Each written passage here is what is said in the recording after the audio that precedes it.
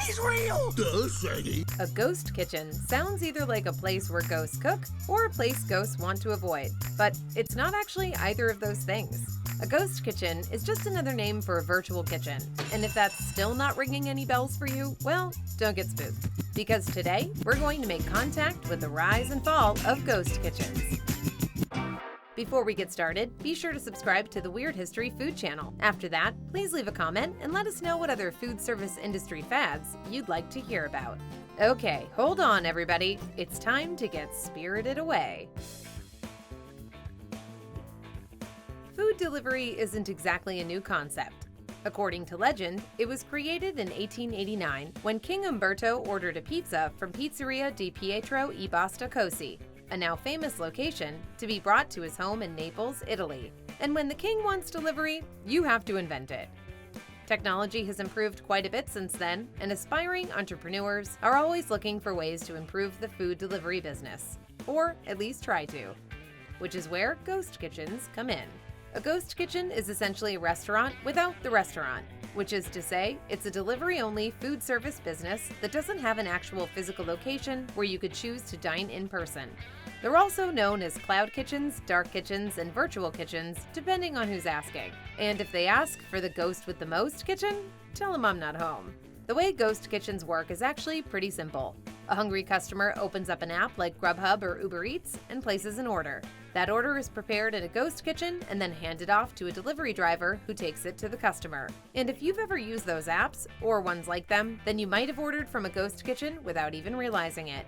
That's because a single ghost kitchen can sometimes be servicing orders from several dozen different virtual restaurants, and their menus are often indistinguishable from those that come from actual brick-and-mortar restaurants. The ghost kitchen itself is often just a stripped-down industrial kitchen in a building that has no counter to order at, no seats to sit on, and no public bathrooms for diners to use, which, in fairness, could still be describing a really trendy restaurant. The term ghost kitchen can also refer to a business that operates out of the kitchen of an existing restaurant. In either case, the concept is the same: a delivery-only eatery that is borrowing its kitchen space.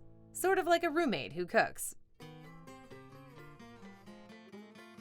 Back in the late 2010s, ghost kitchens were considered to be something of a revolution in the food industry. The idea was that if a food service business didn't have to have an actual eat-in restaurant, it could save a fortune on real estate while lowering operational costs and overhead. This would theoretically maximize profits without affecting the price of the food all that much. Ghost kitchens were being hailed as the next big thing, and feeding that hype was one of the corporations that got in early on the trend: cloud kitchens. Founded in Los Angeles, California in 2016, Cloud Kitchens is one of the companies that owns the aforementioned industrial cooking spaces used as food prep facilities for a variety of ghost kitchens. Sort of like the food service industry version of WeWork. But all the hype in the world couldn't have helped the ghost kitchen concept as much as what happened in March of 2020. COVID-19 kept everyone from dining out entirely during the lockdown period, and even after places began to open back up, there were a lot less dine-in options available. But it was a great time to be in the food delivery business, specifically the virtual kitchen business. How great? Well, according to Bloomberg, combined sales for meal delivery services grew 162% in April 2020 compared to the previous year. And everyone was getting in on the ghost kitchen action, including some of the most famous brands in the world. For example, Denny's opened up the virtual burger joints Burger Den and Meltdown, Chuck E. Cheese began slinging pies as Pasquale's Pizza and Wings, Applebee's took to the stars and opened Cosmic Wings and Neighborhood Wing, TGI Fridays was behind Conviction Chicken, Tender Shack was really Outback Steakhouse in a brilliant disguise, Rotisserie Roast was just a cover for Boston Market, and Super Megadilla, Thrilled Cheese, Tender Fix, and Pardon My Cheesesteak were all really IHOP, the international house of pancake aliases. Celebrity chefs also went all in. Guy Fieri had Guy Fieri's Flavortown Sports Kitchen, Buddy Valastro put a piece of his name on his ghost kitchen, Buddy V's Cake Slice, and David Chang had 2 false starts with Maple and Fuku. As the virtual kitchen concept continued taking off, plenty of plain old celebrities wanted to try their hands at phantom food service, including George Lopez, Wiz Khalifa, DJ Khaled, and Steve Aoki. Heck, even MrBeast threw his hat in the ghost kitchen ring, though he quickly took it back because, as it turns out, the ghost kitchen business isn't all it was cracked up to be. But we'll get back to him in a bit.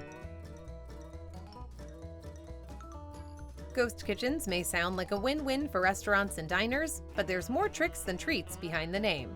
A lot of ghost kitchens produce low-quality food because even recognizable brands have little to no oversight of how their cuisine is prepared in a virtual kitchen. Additionally, menus are usually pretty limited because in order to make a profit, ghost kitchens have to focus on a handful of popular dishes like chicken fingers or wings. In truth, the virtual kitchen business model is built on a shaky premise. Many people don't love the idea of getting delivery from a restaurant they can't scope out in person, with nowhere to go if there's a problem with the order. In fact, according to CNN, 70% of food delivery service customers say it's important their order come from a real restaurant, rather than a virtual one. Even worse, many diners felt like they had been conned when they learned that what appeared to be a small local restaurant was actually a big corporate chain masquerading as a different business.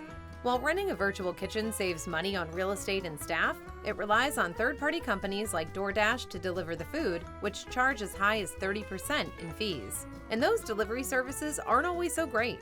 Receiving food that's cold, crushed, or completely wrong is almost part of the experience. But the ghost kitchen who took your order has no control over it. Those services also routinely add hidden fees that jack up the end cost for the customer. For example, one study showed that a meal delivered by Uber Eats cost 91% more than it would have cost to order it at the brick-and-mortar restaurant where it was prepared. Also, health departments around the world have struggled with finding ways to regulate and inspect virtual restaurants. Reports claim that many ghost kitchens don't have bathrooms or even running water for employees to wash their hands. Even if you wanted to look up the health inspection grade your favorite ghost kitchen received, and we don't recommend it, it's virtually impossible for a member of the public to do so. And in perhaps the spookiest revelation of all, loads of virtual restaurants allegedly operate as data mining farms, gathering customer information. Moo! On December 19, 2020, YouTube personality Jimmy Donaldson, better known to the world as MrBeast, partnered with a company called Virtual Dining Concepts to open a chain of virtual burger places called MrBeast Burger. Hey, you don't need an imagination to be famous. The menu was equally straightforward, featuring burgers, fries, drinks, and cookies, all prepared by local restaurants contracted to be used as ghost kitchens. The first MrBeast Burger opened in North Carolina in November of 2020, and the original location was an actual brick-and-mortar restaurant, but the rest of the chain would exist wholly within the spirit realm. MrBeast Burger was so successful when it opened, all 300 locations literally ran out of food on the first night. Guys, I have good news! And they sold their millionth burger just 3 months later. It became a valuable second source of income for a lot of restaurants during the pandemic. And it seemed like it was going to be a big win for everyone involved. But you should never count your burgers before they hatch. Turns out, despite its financial success, most people apparently don't like MrBeast Burger. Donaldson sued Virtual Dining Contracts to get out of his endorsement deal with them. He told the court that customers were complaining to him personally that the burgers were disgusting, revolting, and inedible. He also claimed that Virtual Design Concepts hadn't paid him anything yet and refused to release him from his contract. The company countersued him for a number of alleged issues, including inciting his followers to bully them online and sabotaging their business. The case has yet to be resolved, so this ghost kitchen is less Casper and more The Grudge. In 2021, Wendy's announced plans to open 700 ghost kitchens in partnership with Reef Technologies, one of the biggest players in the virtual kitchen industry. But they quietly canceled those plans in 2023. Cloud Kitchens made massive rounds of layoffs the same year, after its high rents and poor conditions forced numerous locations to close. And Butler Hospitality, which operated ghost kitchens for the hotel industry, shut down completely. Aha! The Butler did it! So what happened to the once promising revolution in food delivery?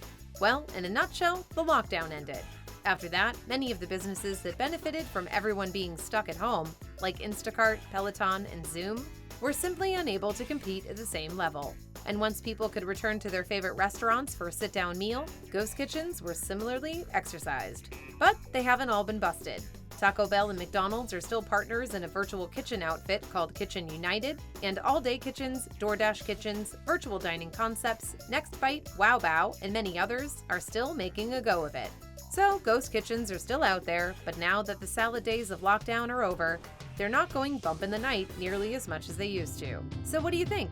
Have you ever ordered from a ghost kitchen? Or is the concept just too spooky? Let us know in the comments below, and while you're at it, check out some of these other weird history food videos.